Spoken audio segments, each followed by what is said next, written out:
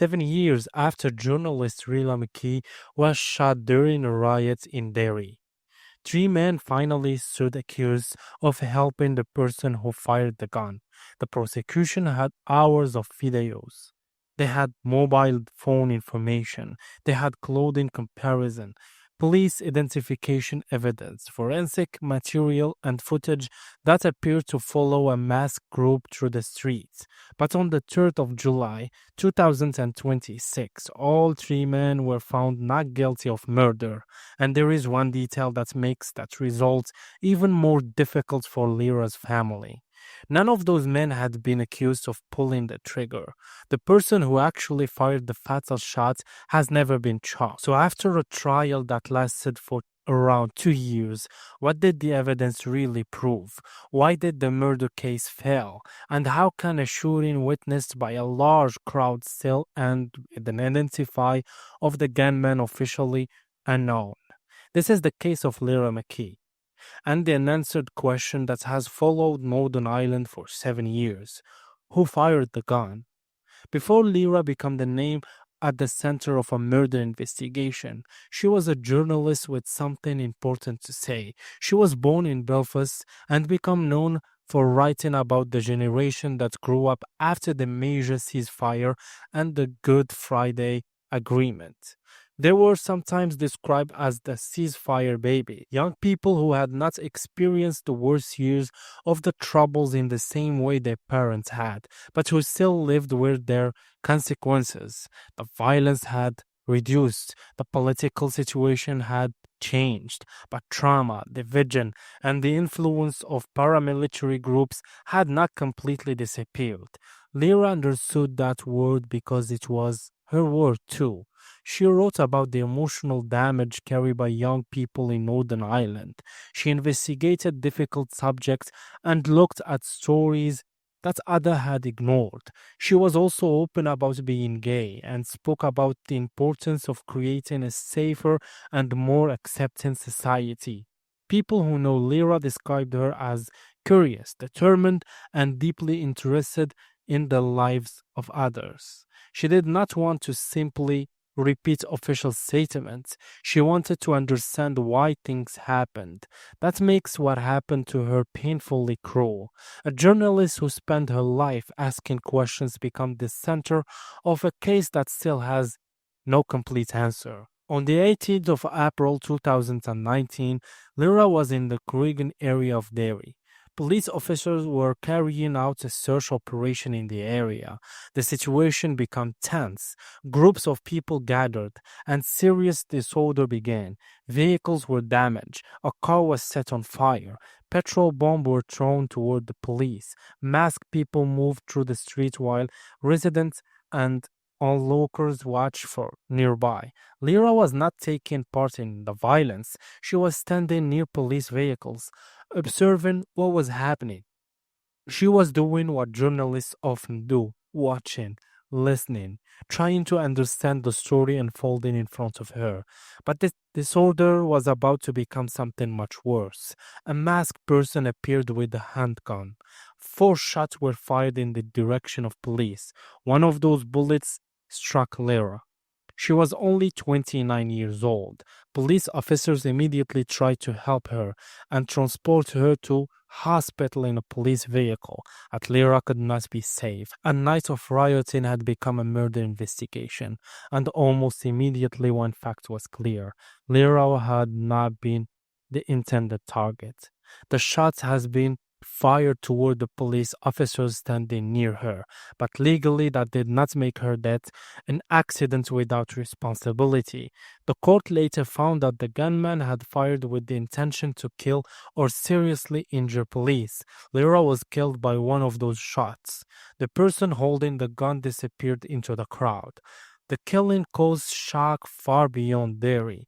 Lyra was a young journalist. She had been standing in a public street. She was surrounded by witnesses, and she had been killed during violence connected to a political conflict that many people desperately wanted to believe belongs to the past.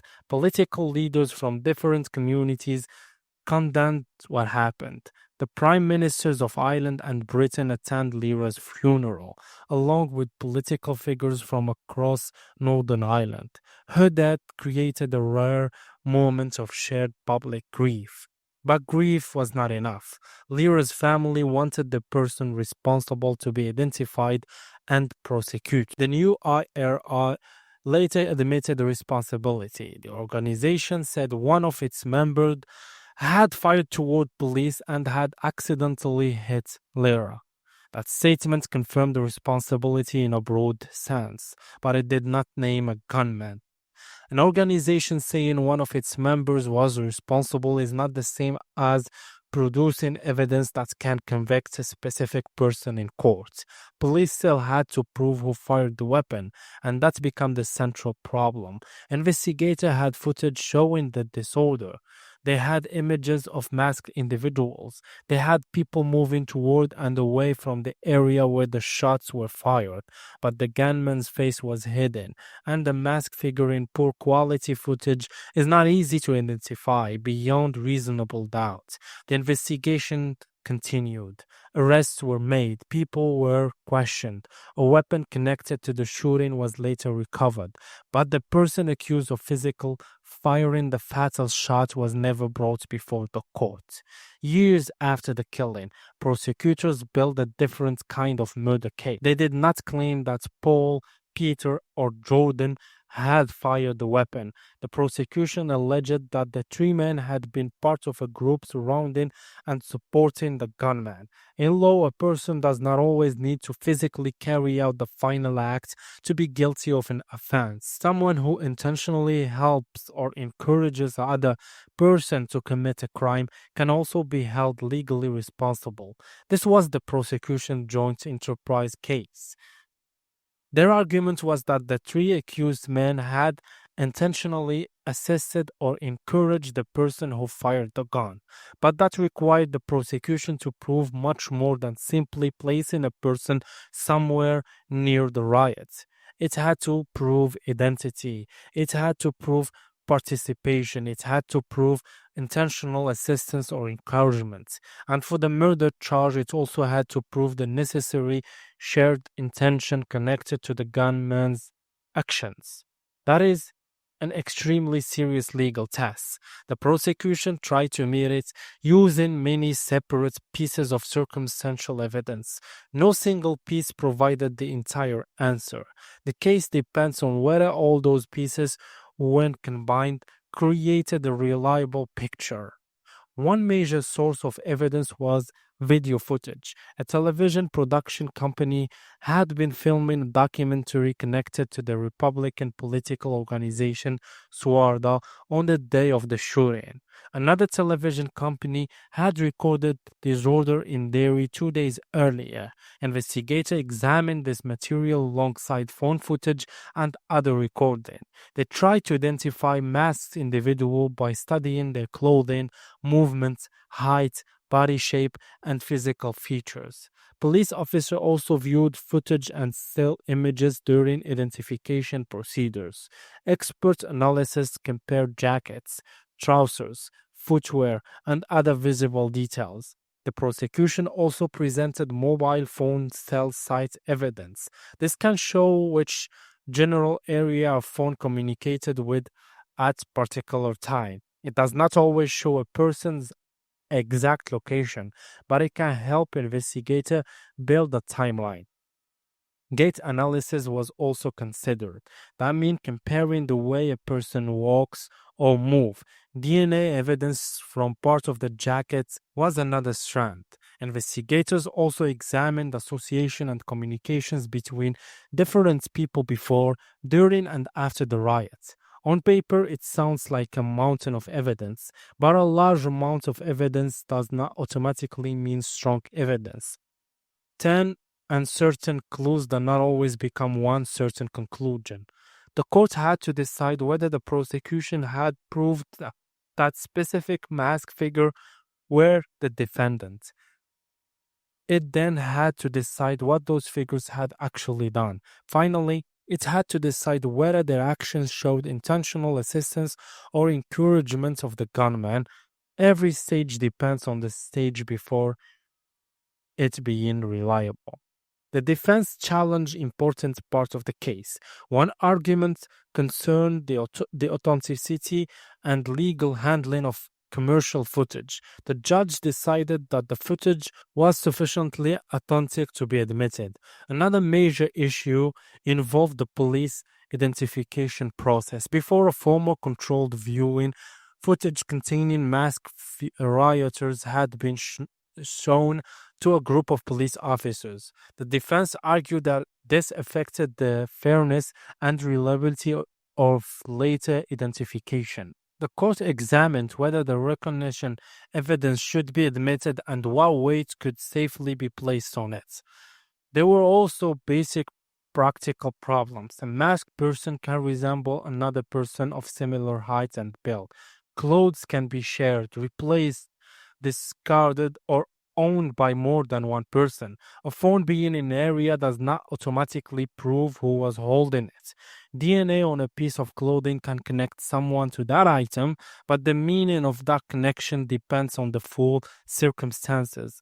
And gut analysis cannot magically reveal a person's identity from unclear footage.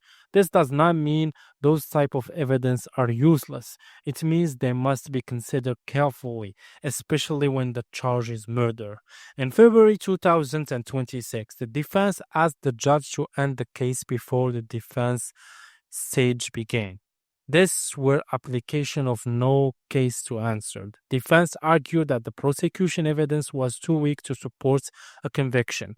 Mr. Justice Patricia Smith rejected those applications. That decision did not mean that defendants had been found guilty. It meant the judge was not prepared at that stage to say that conviction was impossible under any reasonable interpretation of the evidence.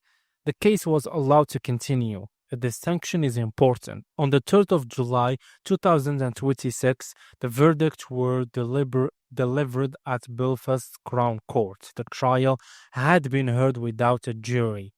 Mr. Justice Smith found Paul, Peter, and Jordan not guilty of Lyra McKee murders. The judge concluded that the circumstantial evidence was insufficient to convict them of intentional assisting or encouraging the gunman. That is the legal result. The wider trial also included several men facing charges connected to the riots rather than Lyra's murder. Outside the court, Lyra's family expressed their devastation. Her sister, Nicola Conner, said the justice system had failed the family. She also spoke about what she described as a culture of silence. According to the family, around 150 people witnessed what happened, yet no witness provided the information needed to identify and convict the person who fired the gun. That does not mean every person present clearly saw the shooter face. A chaotic riot at night is confusing. People run, viewers are blocked. A masked person can disappear within seconds. But investigators and Lyra's family believe that someone know more than they have said.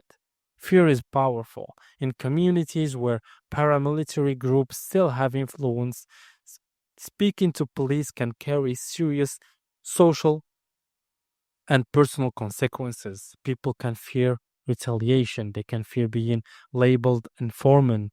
They can convince themselves that silence is safer, but silence also protects the person responsible. The gunman did not vanish into thin air. He left the area. He returned somewhere. Other people could have seen